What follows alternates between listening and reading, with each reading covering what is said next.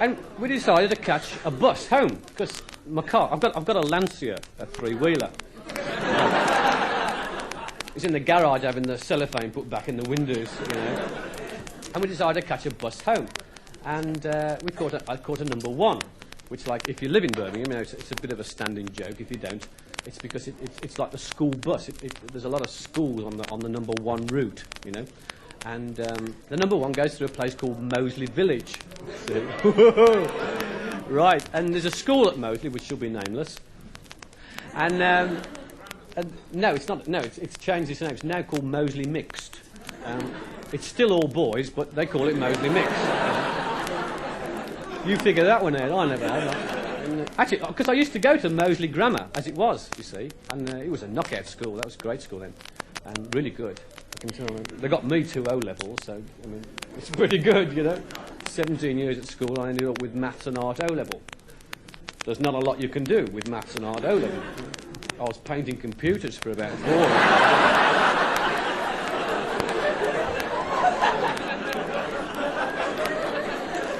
And, school out time in Birmingham is at about 4 o'clock, you see. And we got into Moseley Village about 4:30. And apparently the first 3 buses had got through. And we're standing on the top deck of the one they're going to stop. You know, there's like about 600 of them in the middle of Wake Green Road.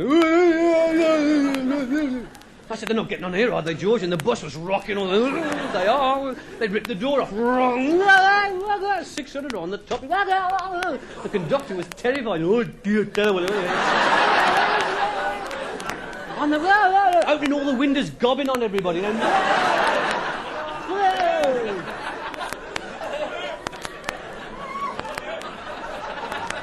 Me and George are in between the seats on the floor, you know. And these kids going like with rollers in your ears. You know, wang. Want a joint, man? I don't eat meat. And I'm reading a copy of the Times, you see, with a Beano in. Old habits die hard. Well, I'd done the Times crossword. Oh, it's getting so easy these days. I've got it down to about 4 minutes.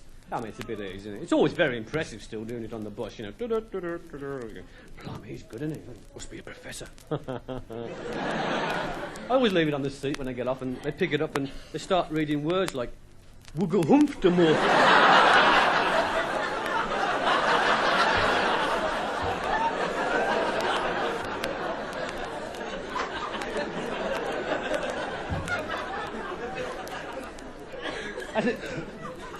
Meanwhile, George is laughing his socks off because he'd been scrabbling around the floor and had found this on the floor, and he handed it to me, and I started reading it, and I fell about.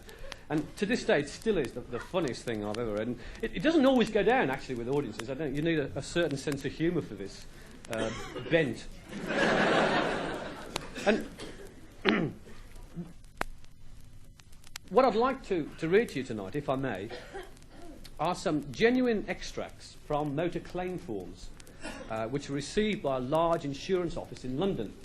And basically what happens, if you drive around in your cars and bikes and buses and things, you have accidents, right? And when you have an accident, the insurance company sends you a claim form, which you have to fill in. And it's got all those silly questions like, what's your name? They've sent you the damn form. What do you mean? And where do you live? What car were you driving? And how fast were you going at the time of the accident? What a really stupid question, because everybody puts down 28 mile per hour. You know? And on the back is a big empty space, and it says, give, in your own words, a description of how the accident occurred. And this is where you get your chance to write your version of the accident down. These are honestly and genuinely what people wrote and sent into this insurance office in London, and they're all true, honestly. I hope you like them, and I'll read a few to you now. Right. The first one. The accident was due to an invisible lorry narrowly missing me. I collided with a stationary tree coming in the other direction.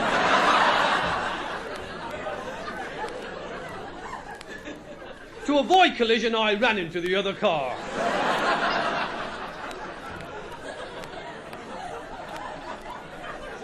I was scraping my near side on the bank when the accident happened.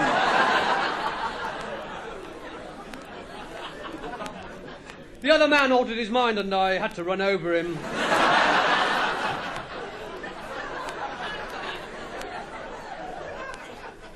I bumped into the lamppost, which was obscured by human beings.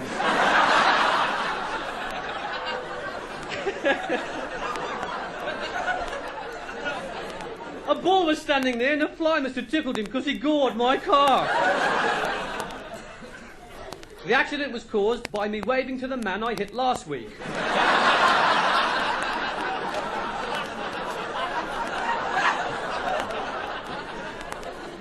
Coming home, I drove into the wrong house and collided with a tree I haven't got.